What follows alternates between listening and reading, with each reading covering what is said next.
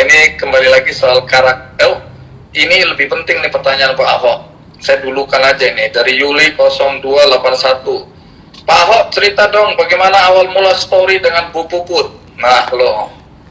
Aduh, panjang. Ayo lo. Baik, cerita dia klarifikasi lagi. Panjang Coba juga. cerita dikit aja dikit. Saya juga pengen tahu gitu. Kebetulan ketika sudah harus putuskan cerai, udah no choice ya. Saya Kristen Ortodok, jujur aja. Bagi saya pernikahan itu tidak ada perceraian. Tapi ketika orang memaksa saya untuk memanfaatkan kekristenan saya juga nggak berani. Makanya orang selalu bertanya begini, orang suka tanya orang Kristen ya, Rasul Paulus itu kan di Alkitab kan seolah sendiri tidak ada istri ya. Sudah dalam sejarah kalau ditanya, Rasul Paulus itu pernah punya istri nggak?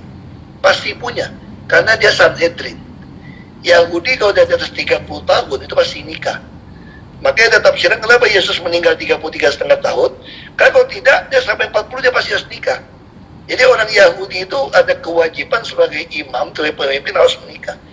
Jadi dengan tafsiran itu, Rasul Paulus itu pernah nikah, tetapi cerai dia. Nah, kenapa Rasul Paulus cerai? Karena Rasul Paulus itu, setelah dia seorang pemimpin Yahudi yang membenci ke Kristen, yang memusuhi Kristen, tiba-tiba berbalik jadi orang Kristen, kira-kira gitu. Nah, tentu istrinya yang menikmati sebagai istri seorang imam, kemungkinan besar tidak terima imannya yang baru. Makanya Rasul Paulus bisa menulis di dalam 1 Korintus 7 ayat 12-15, jika ada seorang laki-laki atau perempuan di ayat 13 yang tidak beriman, mau hidup bersama kamu, kamu tidak boleh ceraikan dia. Tetapi di ayat 15, terus kita 1 Korintus 7 ayat 15 begini. Tetapi jika yang tidak beriman itu, he or she, yang dia beriman itu, pengen pisah dari kamu, lepaskan dia. Shalom. Salam dalam damai Kristus Yesus bagi kita sekalian.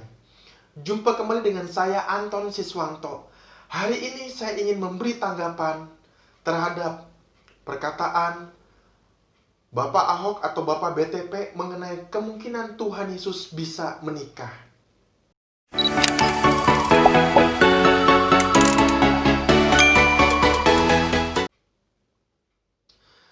Bapak Ahok atau yang disebut dengan BTP adalah seorang yang sangat disegani di seluruh Indonesia karena kiprahnya dalam sebagai politikus di masa dahulu, bahwa beliau pernah menjabat menjadi gubernur DKI Jakarta, dan juga beliau adalah seorang yang rajin melayani di sebuah gereja.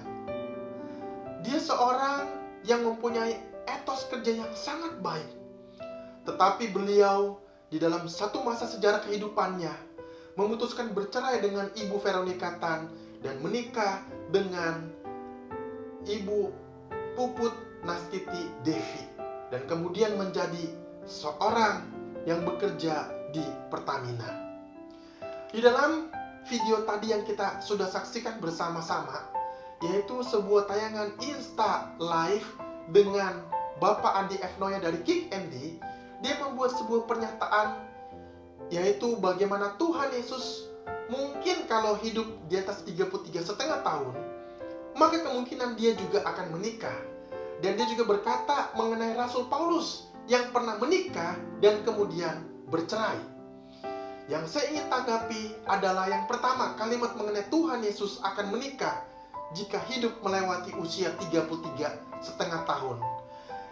Bagi saya pandangan ini, saya mau menanggapinya, yaitu yang pertama, Tuhan Yesus tidak perlu membuktikan kesejatian sebagai manusia dengan menikah. Manusia bisa belajar banyak hal tanpa harus melakukan hal tersebut. Misalnya Tuhan Yesus tidak perlu menikah untuk bisa mengajari pasangan suami istri yang sudah menikah mengenai bagaimana cara membangun keluarga. Karena dia adalah Tuhan yang juga Maha Tahu. Yohanes pasal 4 juga membuktikan kemahatauan daripada Tuhan Yesus Kristus. Yang kedua adalah kita perlu mengerti mengenai tujuan hidup Tuhan Yesus itu. Dia datang ke dalam dunia ini untuk melaksanakan atau menggenapi rencana Allah dalam Yohanes 17 ayat 4. Makanannya adalah melakukan kehendak Bapa dalam Yohanes pasal 4 ayat ke-34. Segala sesuatu yang bisa menghalangi realisasi rencana tersebut harus diabaikan. Seandainya kalau Yesus menikah, bukankah akan ada banyak halangan praktis dan emosional yang akan muncul dalam pelayanannya? Dia pun tidak bebas untuk memberitakan Injil ke berbagai tempat. Keluarganya pun belum tentu merelakan kematiannya di atas kayu salib. Dan kemudian kita tahu bahwa Tuhan Yesus datang ke dalam dunia hanyalah untuk menjalankan karya keselamatan yang Bapa telah sediakan, karena Bapa di sorga mengasihi umat manusia dan ingin menyelamatkan umat manusia itu sendiri. Terdapat di dalam Yohanes 3 ayat 16. Berikutnya, yang kedua adalah mengenai Rasul Paulus yang menikah dan kemudian bercerai. Memang hal ini dikatakan oleh seorang pendeta yang berkhotbah pada tanggal 21 Juni 2020 yang terdapat di YouTube. Mungkin bagian ini dijadikan untuk alasan yang dipakai oleh Ahok untuk menjawab sebuah pertanyaan yang diajukan oleh Bapak Andi F. Noya. Tanggapan saya adalah bahwa kita bisa melihat di dalam 1 Korintus 7 ayat 10 sampai 14 yang tadi juga disinggung oleh Bapak BTP sendiri. Kepada orang-orang yang telah kawin, bukan aku, tetapi Tuhan perintahkan supaya seorang istri tidak boleh menceraikan suaminya, dan jikalau ia bercerai, ia harus tetap hidup tanpa suami atau berdamai dengan suaminya. Dan seorang suami tidak boleh menceraikan istrinya. Kepada orang-orang lain, aku, bukan Tuhan. Katakan, kalau ada seorang saudara beristrikan seorang yang tidak beriman, dan perempuan itu mau hidup bersama-sama dengan dia, janganlah saudara itu menceraikan dia. Dan kalau ada seorang istri bersuamikan seorang yang tidak beriman, dan laki-laki itu mau hidup bersama-sama dengan dia, janganlah ia menceraikan laki-laki itu. Karena suami yang tidak beriman itu dikuduskan oleh istrinya, dan istrinya yang tidak beriman itu dikuduskan oleh suaminya. Perhatikan lebih lanjut ayat 15, dikatakan demikian. Tetapi kalau orang yang tidak beriman itu mau bercerai, biarlah ia bercerai. Dalam hal yang demikian saudara atau saudari tidak terikat. Dari sini saya coba mengambil beberapa kesimpulan dari perkataan Rasul Paulus.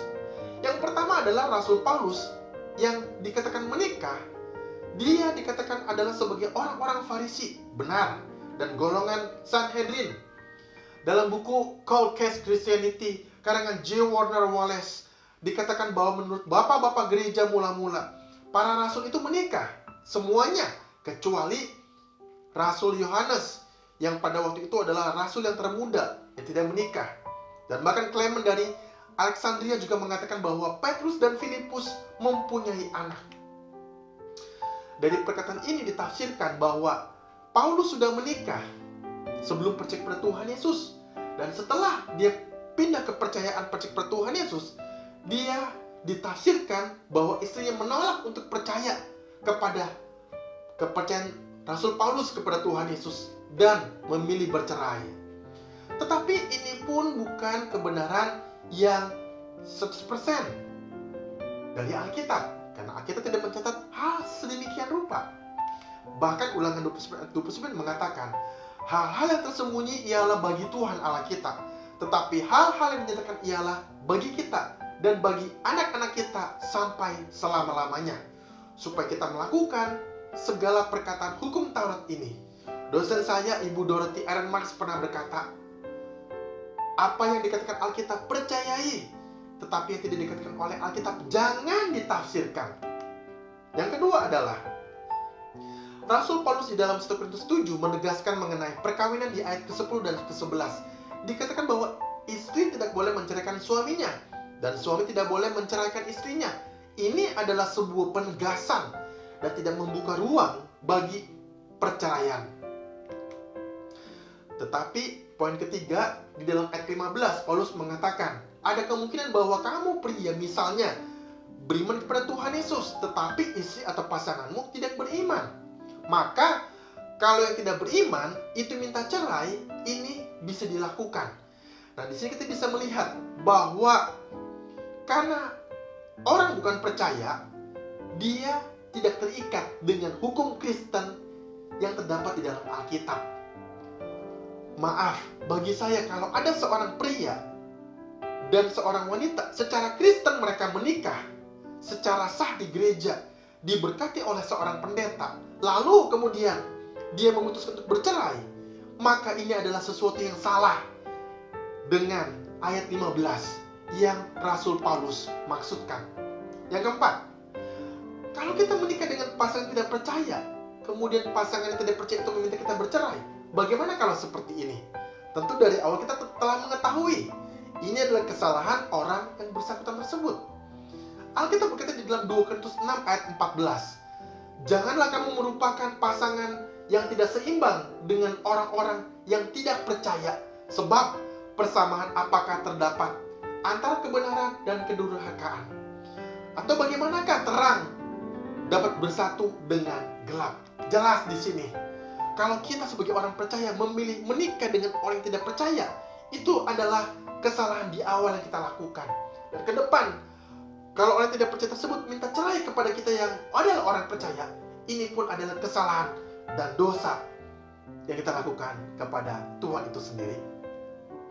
Yang kelima terakhir adalah bagaimana dengan perkataan Tuhan Yesus dalam Matius 19 ayat 9 yang mengatakan, tetapi aku berkata kepadamu, barang siapa menceraikan istrinya kecuali karena zina, lalu kawin dengan perempuan lain, maka ia berbuat zina. Mari perhatikan ayat ini dalam terjemahan bahasa Indonesia sehari-hari dikatakan demikian.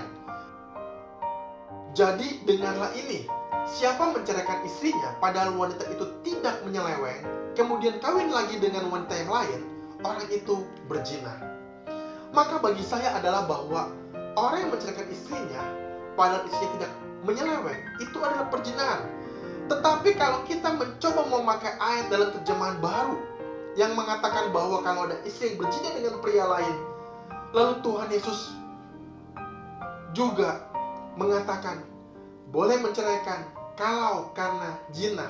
Perhatikan daripada tafsiran seorang ahli perjanjian baru bernama Leon Morris berkata bahwa bagian kalimat kecuali karena zina ini ditambahkan dan bukan dari teks asli daripada Matius pasal 19 tadi.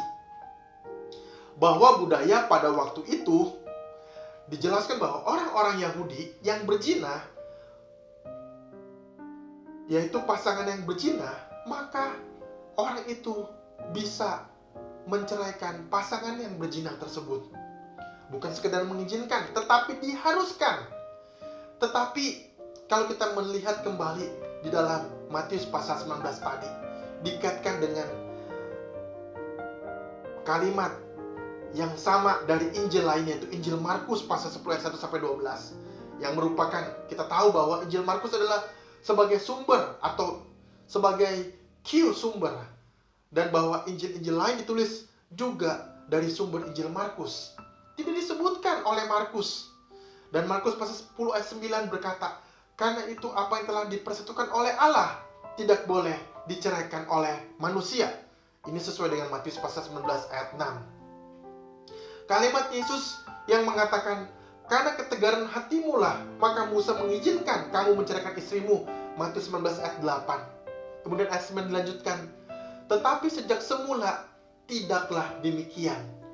Kalau kita melihat di dalam Injil Matius pasal 19 dan kemudian Injil Markus pasal 10, kita bisa melihat bahwa ada sebuah bahasa yang paralel antara perkataan Paulus di dalam 1 Korintus pasal 7 dan juga Matius pasal 19 ini, dan juga di dalam Markus pasal 10 itu sendiri. Jadi bahwa sejak semula Allah hanya mengizinkan pernikahan satu pria, satu wanita sekali seumur hidup, dan hanya boleh dipisahkan oleh maut. Di sini jelas bahwa kita sebagai orang percaya, Alkitab tidak pernah mengajarkan kepada kita mengenai perceraian itu sendiri. Ini adalah tanggapan saya terhadap pandangan Bapak Ahok atau Bapak BTP. Kiranya melalui pembelajaran kita bersama, melalui firman Tuhan ini, boleh menolong kita mengerti bahwa pernikahan adalah hal yang kudus, yang kita jalani sekali seumur hidup, dan membuat kita mengetahui pandangan firman Tuhan mengenai perceraian itu sendiri.